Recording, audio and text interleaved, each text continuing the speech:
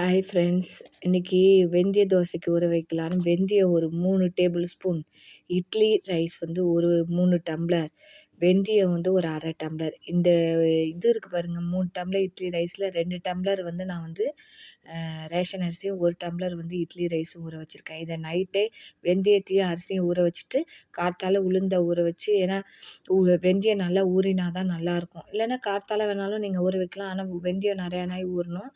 இது மாதிரி ஊற வச்சுட்டு ஃபஸ்ட்டு வந்து வெந்தயத்தையும் உளுந்தையும் போட்டு நல்லா ஆட்டிட்டு, அதுக்கப்புறம் அரிசியை போட்டு ஆட்டி வாரத்துக்கு ஒரு வாட்டி பண்ணி சாப்பிடுங்க. இந்த தோசை ரொம்ப சாஃப்டாக நல்லாயிருக்கும். வயிற்று புண்ணை ஆற்றும், சூட்டை தணிக்கும் வெந்தய தோசை.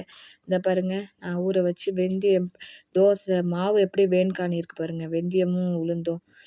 இது நல்லா வேன்காணிட்டு அரிசியும் எடுத்து போட்டு அரைச்சிட்டு உங்களுக்கு வந்து மாவை காட்டுறேன்.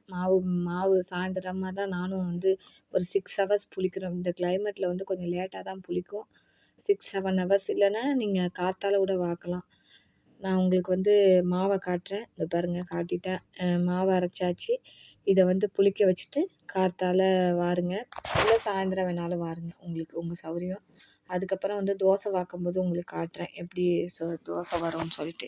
இவ்வளோ சாஃப்டாக வந்திருக்கு பாருங்கள், ஓட்டை ஓட்டையாக இருக்கு பாருங்கள். நல்லெண்ணெயில் வாருங்க, ரொம்ப நல்லாயிருக்கும்.